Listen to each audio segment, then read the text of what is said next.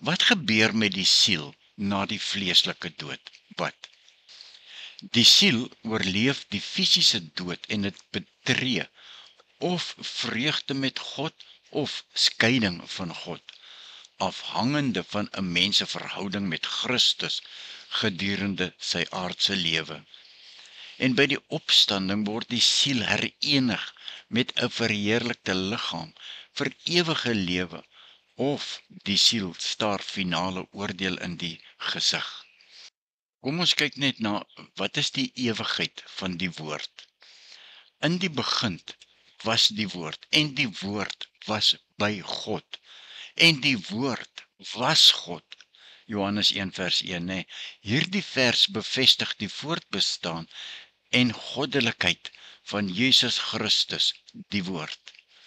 Nou, inkarnasie, en die woord het vlees geword en onder ons kom woon, Johannes 1 vers 14.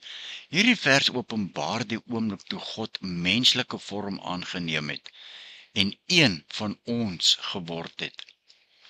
Nou in die openbaring van God se heerlikheid daar in Johannes 1 vers 14, en ons het sy heerlikheid gesien, 'n heerlikheid soos van die eniggebore seun, wat van die Vader kom, vol genade en waarheid. Ja, Jesus se vleeswording openbaar God se heerlikheid en karakter aan die mensdom. En dan die redding deur Jesus. Die inkarnasie is die fundament van ons verlossing, aangesien Jesus die woord wat vlees geword het, lig, waarheid en verlossing aan die mensdom bring. Hierdie beginsels beklemtoon die belangrikheid van die inkarnasie, wat God se liefde en begeerte om by die mensdom te wees demonstreer. En soos ons opmerk, is die inkarnasie nie net God wat Jesus word nie, maar 'n breër gebeurtenis waar God by die fisiese heelal aansluit en die lig binne alles word.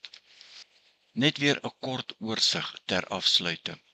Ons word as gevolg van Adam se sonde in sonde gebore, met ander woorde, doodgebore, want met Adam se sonde het die gees van Satan in die dooie Adam kom woon, en dis hoekom Jesus aarde toe gekom het, om die Satan te oorwin, sodat almal wat in Jesus glo, en glo dat God Jesus uit die dood opgewek het, en hulle sonde bely, 'n tweede keer gebore word.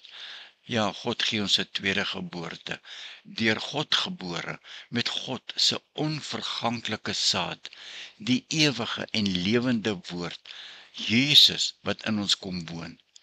Toe ek die dag Jesus aangeneem het, nadat God self my na Jesus toe gelei het, het God my 'n tweede geestelike geboorte geskenk, wedergeboorte, om sy kind in en deur Jesus Christus te word, en deel van God se familie te word, en broers en susters in Christus te word, waarvan Christus die eersgeborene is.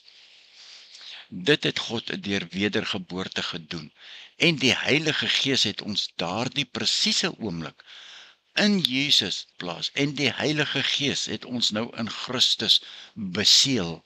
Nou is Christus in ons en ons in Christus, vir ewig en altyd, en niks kan dit verander nie. Niks kan ons nou uit God se hand ruk nie.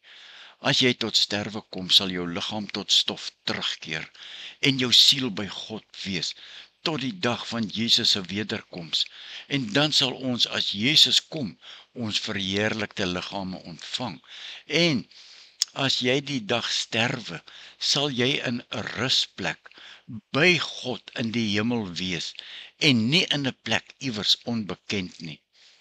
Sheol is die plek waar ongeredde siele wag op God se oordeel tot vandag toe, en daar sal hulle bly, en daar sal nog baie bygevoeg word tot Jesus se wederkoms.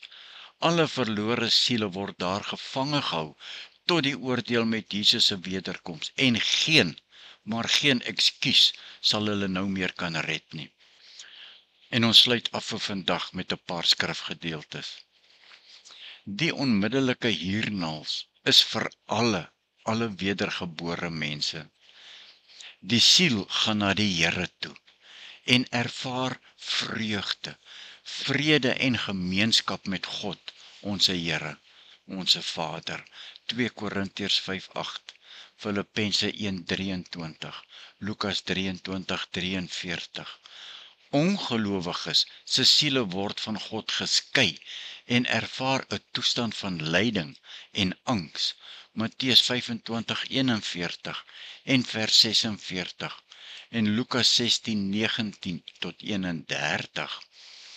Nou, die opstanding en die finale bestemming. Ja, die siel sal met die opstanding herenig word met 'n verheerlikte liggaam, die ewige lewe beerwe en in God se teenwoordigheid vir ewig lewe.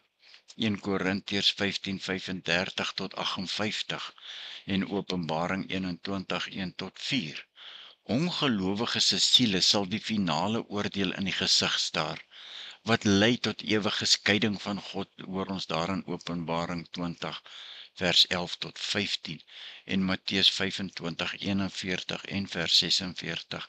En dan vertel Jesus van die ryk man en Lazarus. Waar sal hulle siele wees as hulle sterwe? Die rower aan die kruis, wedergeboorte aan Nikodemus en Paulus wat sê, weg van die liggaam en tuis by die Here, wil wees in 'n plek van rus by Here Jesus in die hemel, presies soos Johannes dit in Openbaring gesien het. Ons sluit af en verduidelik uit 'n ander hoek waar jou as geredde kind van God se siel sal wees die oomblik as jy sterwe. Wanneer 'n wedergebore Christen sterf, begin sy siel 'n reis om by die Here te wees. En hier is 'n verduideliking uit 'n ander hoek van wat gebeur. Die oomblik as 'n Christen sterf, verlaat sy siel hul fisiese liggaam. Die siel word onmiddellik na die hemel vervoer, om in die teenwoordigheid van God te wees. Die siel betree nou 'n toestand van geluk. Die siel betree nou rus in God se teenwoordigheid, vir ewig en vir altyd. Hierdie toestand word dikwels na verwys as die paradys of die hemel. Die siel is bewus van God se teenwoordigheid en ervaar vreugde en vrede. By die wederkoms sal die siel 'n verheerlike, onsterflike liggaam ontvang. Ja, die opgestane verheerlikte liggaam sal vry wees van sonde, siekte en dood. Die siel en die verheerlikte opgestane liggaam sal die ewige lewe in die hemel ingaan. Gelowiges sal ononderbroke gemeenskap met God ervaar, hom vir ewig aanbid en dien. Die hemel is 'n plek van ondenkbare vreugde, skoonheid en wonder. Dit wat nie in 'n mens se gedagtes kan opkom nie, sê die Here.